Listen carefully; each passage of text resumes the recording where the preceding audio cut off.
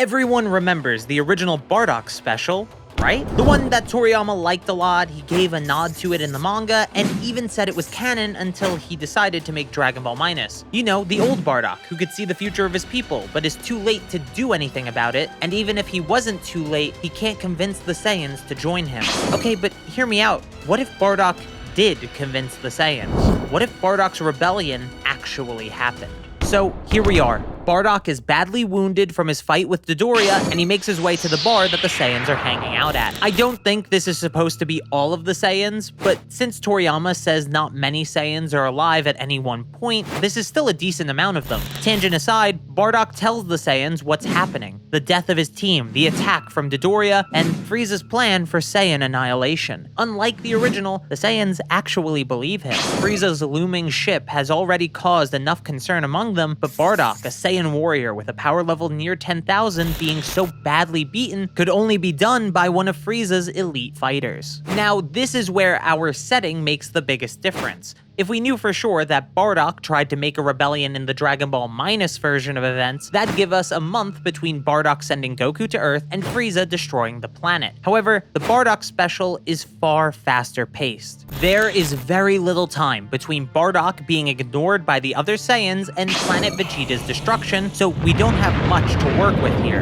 Assuming Bardock flying at Frieza's ship sped things up, and that Bardock was slow to get around Planet Vegeta, we may have a few hours if we're being generous. Back to the story though, with the other Saiyans on Bardock's side, word begins to spread. Saiyans are sent flying around the planet to inform their comrades, and within the hour it takes to gather as many as possible, Bardock is slightly healed by a rejuvenation tank. He's mostly back to full strength, but they can't delay. Frieza could attack at any moment. Bardock is surprised to find not only a majority of the Saiyans are outside his medical room, but also most of the elite Saiyans have joined them as well.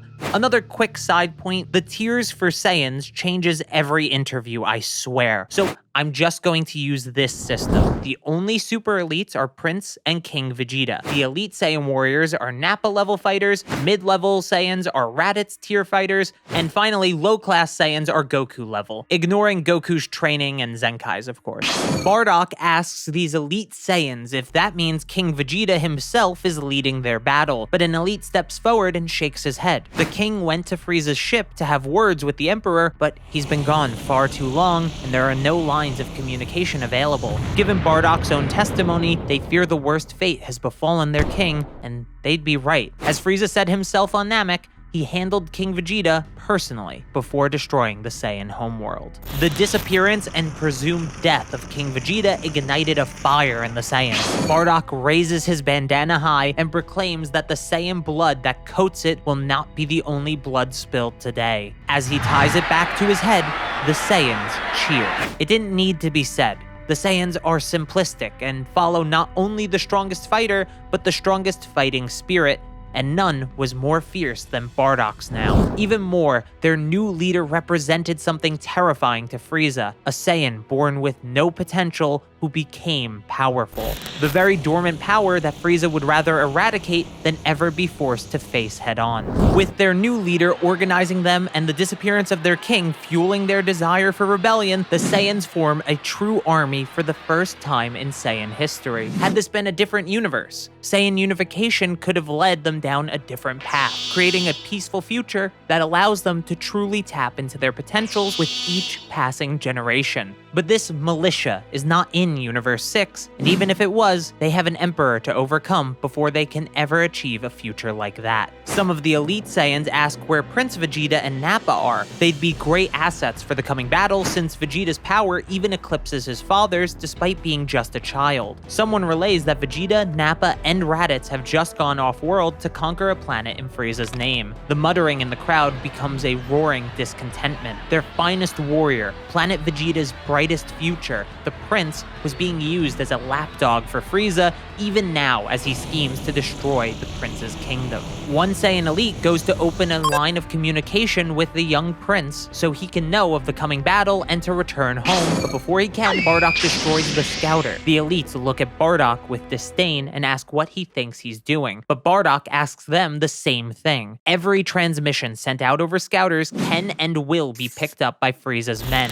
That's why the Saiyans Saiyans were gathered by word of mouth. They can't risk the rebellion being discovered early. Time is already limited as it is. The Saiyan elites apologize, and one asks what their plan is. Without Prince Vegeta, their battle power is greatly diminished. Bardock says there's only one way for them to contest Freeza and his men, the Ozaru form. Muttering happens all around them. It has been known that the Ozaru form makes the prince even more powerful than Captain Ginyu himself. If an army of Ozaru descended on Freeza, then Frieza's forces would be crushed, leaving Freeza vulnerable to ambush. Bardock asks who among them knows how to make a power ball. A few mid-class and elite Saiyans raise their hands. Since the power ball lowers the user's power level, they can't risk an elite Saiyan to create it. So the weakest among the mid-class warriors will make one for the entire army. With the power of the Ozaru, even the weakest among them can battle against some of Frieza's strongest men. The regular fodder would be nothing to them, so they can focus on Frieza's higher-ranked forces. They should even be able to take down the Ginyu force should they be around, and then they'll all converge on Freeza himself.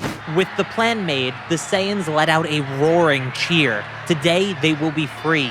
There's no reason to work for someone else, no reason to conquer planets in another person's name, and no reason to send their children away on missions of death and destruction. Before the mission begins, an older Saiyan elite takes Bardock aside and says that the plan won't work.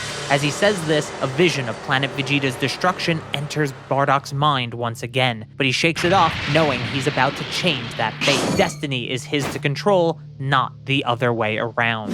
Bardock tells the elite Saiyan to speak his mind. The Saiyan bows and tells Bardock that even in the most optimistic outcome, they would still fall to Freeza. To truly combine their power, they need coordination. Not everyone is as strong as Bardock is, and no individual Ozaru is stronger than Freeza. Bardock asks what he's suggesting. To run? Call off the whole thing? The Saiyans, and more importantly Bardock, won't have that at this point. The elite Saiyan shakes his head and simply says that they must have a plan for when Freeza arrives. Based on their Ozaru power levels, if they all combine a single blast at Freeza, the power level of that attack would be around 50 million. That would guarantee the win for their forces. Bardock considers the idea and ultimately agrees. He tells the Saiyan elite to inform the others. Fate must be altered at all costs and with no risks.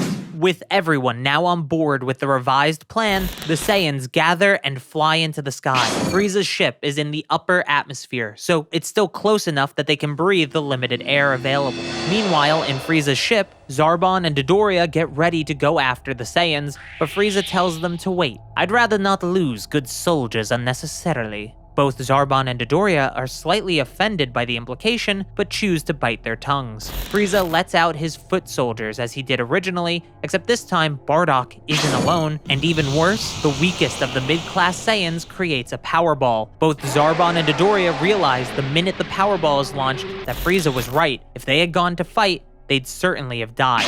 This fodder should serve as enough of a distraction for me to stretch. It seems I'll be handling those pesky monkeys in a more personal way. As Frieza's soldiers fall to the might of a united Saiyan army, the roars echo down to the planet below, shaking the entirety of Planet Vegeta. Bardock roars to the other Saiyans that even their planet shakes with excitement for the freedom that will soon be upon their world. As the final soldiers are handled, Bardock and the other Ozaru see Freeza exiting his ship. Your duplicity was expected, but I had hoped for a greater effort.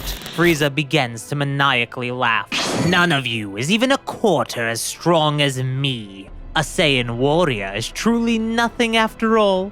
Bardock's face contorts into a wicked smile as he thinks to himself, a single Saiyan warrior may be nothing to Freeza, but every Saiyan united is something that could stand up to an entire universe. Quickly, Bardock shouts to the other Saiyans to attack now. The Saiyans all open their mouths and fire their most powerful blasts. As they fly towards their singular target, they all merge into one unified attack, larger than any blast that Freeza had ever seen. Frieza's scouter begins to count up. As Frieza's own special model, it can go higher than other scouters, but the blast breaks the scouter around 50 million. A slight fear crosses Frieza's face as he's engulfed by the attack.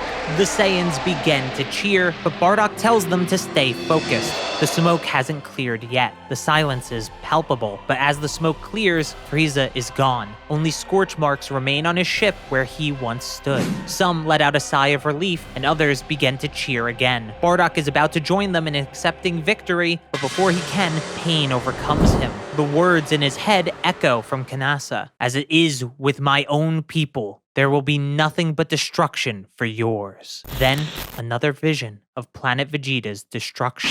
Bardock snaps back to reality and yells at everyone to keep their guard up. The fight isn't over yet. One elite starts to laugh at him. He says that no one could have survived a blast that powerful, not even Freeza. You monkeys should really stop underestimating me. With 10 death beams, Freeza wipes out dozens of Saiyans. Or perhaps you should stop overestimating yourselves. Your king had a similar problem. Freeza grabs one Ozaru's head and snaps his neck, and it cost him his life.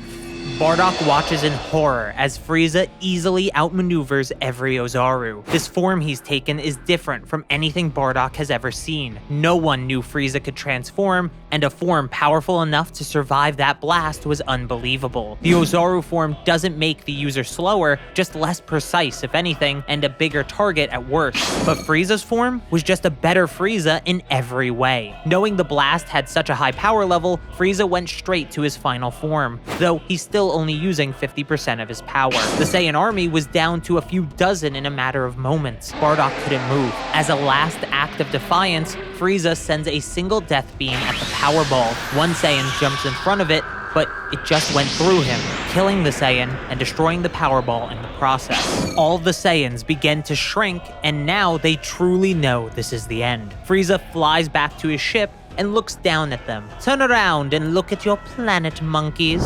As they do, Freeza begins to build up a death ball. Turn back around. The light radiating from the attack made it clear what they would see when they turned around.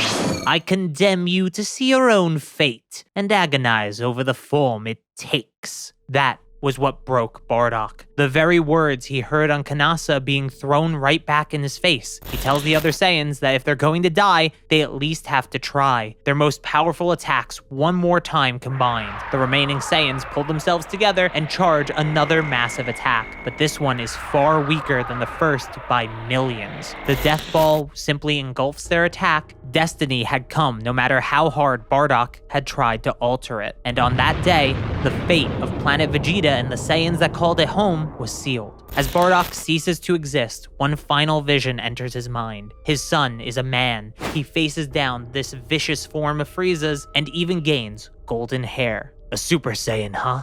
Not bad for low-class punks like us. Good luck, Kakarot. Make sure to like and subscribe if you haven't yet, and thank you so very much for watching.